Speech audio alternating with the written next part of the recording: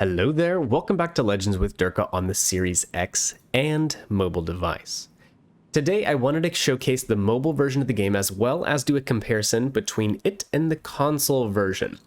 Currently I've been beta testing the game on Android and Apple devices to compare them. Currently pictured on the screen is a Series X console at 4K on the right, fed through an Elgato 4K 60, and on the left is a Samsung S8 Plus and a recording software from the Android store called X Recorder. World of Warships Legends is currently only in beta testing on mobile devices and will be in this format for a couple months to come as developers gather data and get input from testers. Of course, in this early stage of the development, we might not expect the mobile version to have the sort of polish of the next-gen console, as is evident by us watching this video, but I am hoping that one day the discrepancy will be a little less.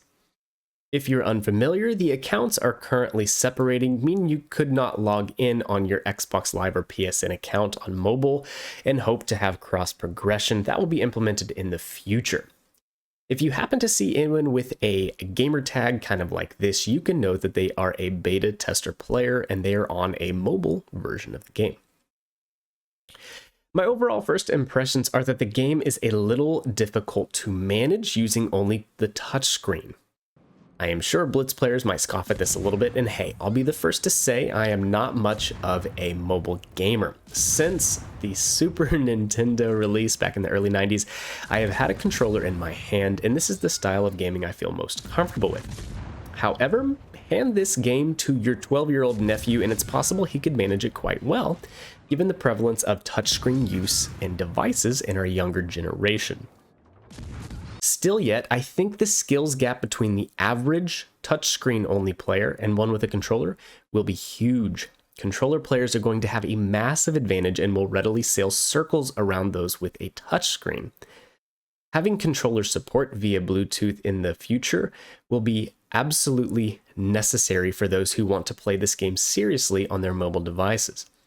I do look forward to that and being able to play it on a more comfortable, larger screen such as an iPad or similar device. The in-game menu does not look too differently than the one that we are currently used to and reminds me of the initial launch of Legends not all that long ago. Currently, the USN, the IJN, and the Kriegsmarine are in the game, and you can play through their ship lines in standard or AI modes.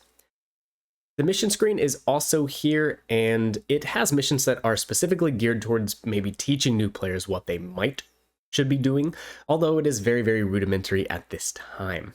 There is a slight in-game tutorial that will kind of point the basics out to steering your ship and what each button does and the like. When it comes to the in-game controls, over here on the left we have a throttle, just increasing it will increase our speed and decrease it, and a rudder for the left and the right. With the arrows, you can see them here on the left of the screen. That just means that we are turning left and vice versa when we go the other direction. There's a damage con button over here on this side if you get set on fire, get a module knocked out, or a flood. And the binoculars are right here on the left. It does feature kind of a clunky auto aim right now, which is, that could be said for the Legends version of the game as well, because it still has issues with its auto aim. But without auto-aim, there's just no way that you could possibly play this. Clicking the binoculars could zoom you into the middle of an island, and you would never get on target and need to be looking where you're looking. At the bottom here, we have the diagram of where our ship is angled and what guns are ready to fire. A little more to the right, we have the button you click to fire your shells, as well as the switcher for shell types with HE and armor-piercing shells. And the little magnifying glass we kind of demonstrated earlier, that is how you zoom out and get the bigger field of view. Watching this recording back, some of the stuttering, delayed input, or poor graphics could be partially to blame on this particular device.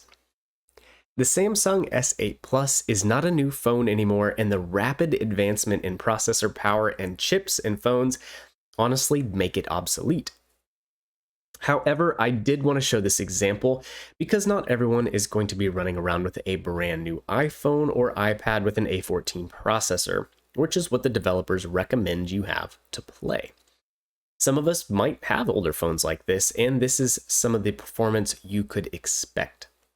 I have also tested this out on an iPhone 12 with an A14, and it does run smoother than this, although it still pales in comparison to a next-gen console in 4K.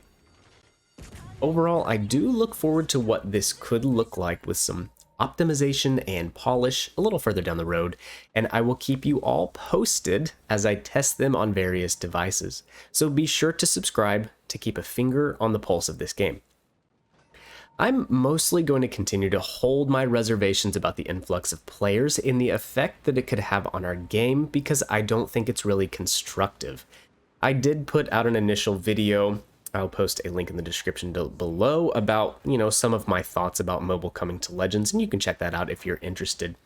I think as a player base, we need to continue to push for a feature to separate either touchscreen players from controller players, or to separate console players from mobile players. I think having something like this would alleviate a lot of concerns about the serious player base, and I don't see a problem with advocating for ourselves in that regard at all. Let me know what you guys think in the comment section down below about mobile legends, console legends, any legends. I look forward to hearing from you, and I'll catch you next time. See ya.